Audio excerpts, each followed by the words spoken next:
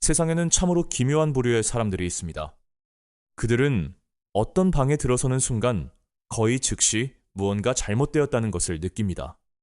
아무도 목소리를 높이지 않았고 어떤 소동도 없지만 그들의 뇌는 이미 모든 것을 스캔하는 작업을 끝냈습니다.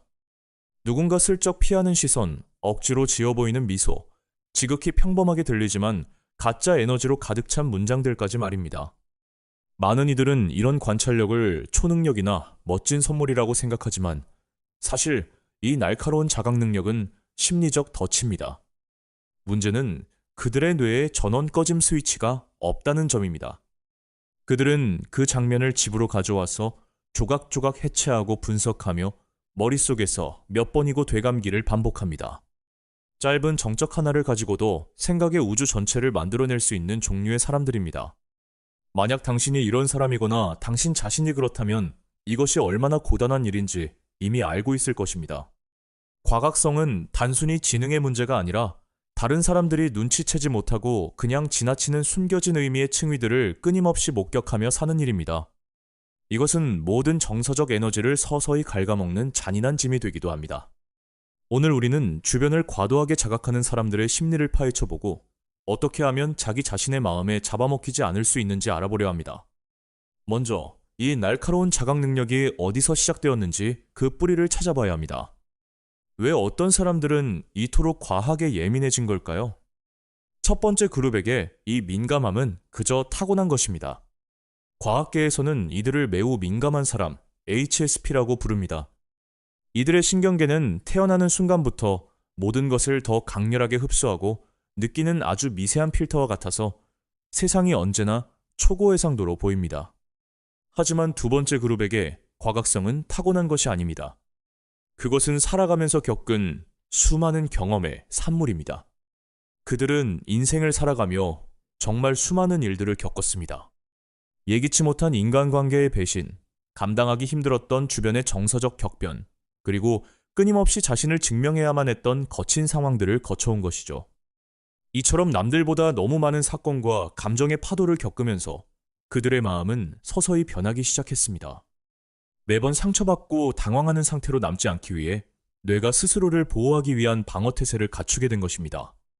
타인의 사소한 태도 변화나 기류를 먼저 읽어내지 않으면 또다시 큰 고통을 겪을지 모른다는 무의식적 경계심이 자리 잡았습니다. 그렇게 수많은 일들을 헤쳐나오며 그들은 점차 주변을 살피는 인간 레이더 기지로 변해갔습니다. 작은 목소리 톤의 변화, 굳어진 표정 하나만 보고도 상대방의 감정 상태를 본능적으로 예측하는 법을 몸으로 터득한 것입니다. 뇌의 위험경보센터가 끊임없이 가동되면서 안전하려면 끊임없이 주변을 스캔해야 해 라는 메시지를 스스로에게 주입한 셈입니다. 결국 시간이 흐르면서 이 생존을 위한 경계심은 지독할 정도로 깊은 자각 능력으로 굳어지게 되었습니다. 수많은 경험이 그들을 이렇게 만든 것뿐인데 성인이 된 후 그들은 종종 나는 왜 항상 생각이 많을까? 내가 이상한 걸까? 라며 스스로를 탓하곤 합니다. 하지만 아닙니다. 당신은 고장난 게 아닙니다. 당신은 그저 험난한 세상에서 살아남기 위해 날카로운 방패를 제 피부처럼 갖게 된 것뿐입니다. 그렇게 살기 위해 만들어진 날카로운 방패가 성인이 된 삶에서 어떤 신호로 나타나는지 구체적으로 살펴보겠습니다. 첫 번째 신호는 끝없는 분석 모드입니다. 평범한 사람들에게 대화는 그저 대화일 뿐이지만 이들에게 뇌는 항상 숨겨진 방정식을 풀고 있습니다. 예를 들어 직장 상사가 오후 4시에 잠시 내 자리로 와요라는 메시지를 보냈다고 합시다. 보통은 그냥 면담이라 생각하겠지만 이들은 문장 속의 미묘한 온도차를 감지하고 곧바로 긴장합니다. 내가 뭘 잘못했나? 상사 기분이 안 좋나? 단순히 말을 듣는 게 아니라 칭찬 직전에 3초간의 정적이나 미세한 호흡 변화까지 포착해 분석합니다. 머릿속은 이미 보이지 않는 마라톤을 뛰고 있는 셈입니다. 두 번째 신호는 과도한 자기 감시입니다. 이들은 자신의 감정을 그냥 느끼지 못하고 끊임없이 모니터링합니다. 갑자기 슬픈 마음이 들면 왜 슬프지? 지금 슬퍼할 상황인가? 내가 너무 예민한가? 라며 감정을 해체하고 평가합니다. 즐거운 자리에서 웃고 나서도 방금 내 웃음이 너무 가짜 같지는 않았나? 라며 천장에서 자신을 내려다보듯 검열하죠. 자연스러운 흐름을 잃고 거울 속의 자신만 보며 춤을 추는 격입니다. 세 번째는 관계에서의 순수함 상실입니다. 너무 깊은 자각 능력은 인간 행동의 무대 뒷모습까지 보게 만듭니다. 동료가 커피를 건네며 칭찬을 해도 이 사람이 나한테 무슨 부탁을 하려고 그러지? 라며 숨겨진 의도를 먼저 스캔합니다.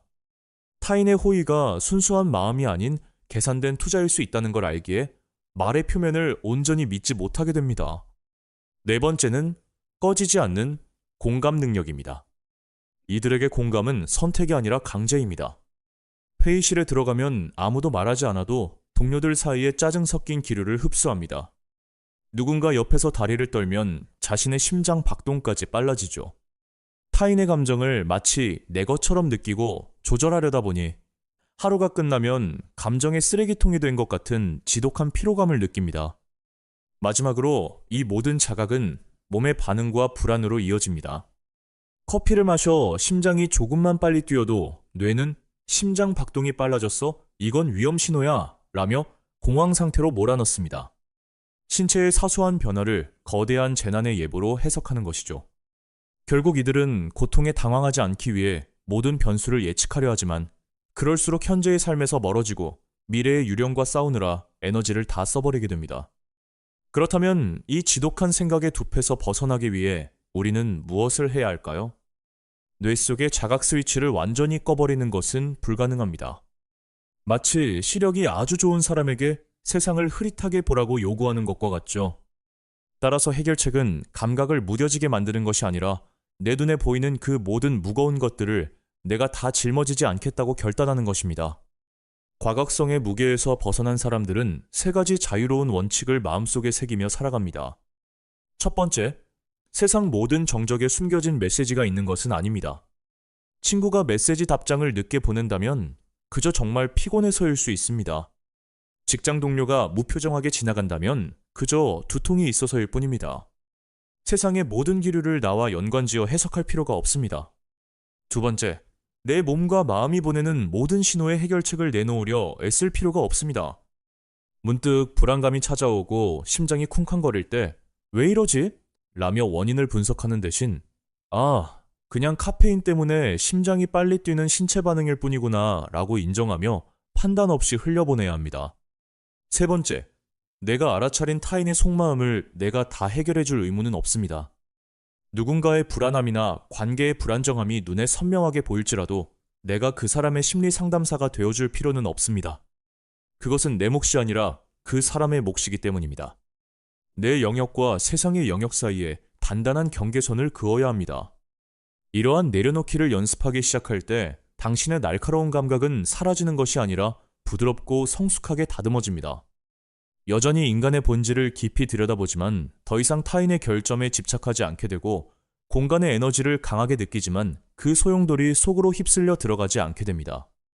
그동안 이 날카로운 레이더를 타인을 예측하고 방어하는 데 썼다면 이제는 온전히 현재를 누리는 데 써야 합니다.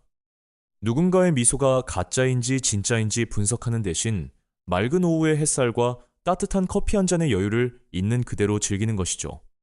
삶이 가벼워지는 것은 세상이 갑자기 단순해져서가 아닙니다. 세상의 그 복잡한 방정식들을 내 어깨 위에 한꺼번에 짊어지려는 무모한 행동을 멈췄기 때문입니다. 뇌 속의 전등을 끌 수는 없지만 조명의 밝기는 조절할 수 있습니다. 모든 결점을 들추어내는 날카로운 레이저 불빛을 인간의 나약함을 따뜻하게 감싸 안아주는 은은한 촛불로 바꾸는 것입니다. 깊이 생각하고 깊이 느끼는 당신의 성향은 결코 잘못된 것이 아닙니다. 그것은 삶에 갇히는 감옥이 아니라 삶을 더 깊이 이해하게 만드는 가장 아름다운 지혜입니다. 만약 오늘 이야기가 나 자신의 모습처럼 느껴졌다면 여러분의 마음을 무겁게 만들었던 신호는 무엇이었는지 댓글로 들려주세요. 여러분의 날카로운 감각은 상처가 아니라 자신을 아끼고 돌봐달라는 마음의 신호입니다. 오늘 이 영상이 지치지 않는 생각으로 가득했던 당신의 마음에 작은 쉼표가 되었기를 바랍니다. 구독과 좋아요 잊지 마시고 다음 영상에서 뵙겠습니다. 감사합니다.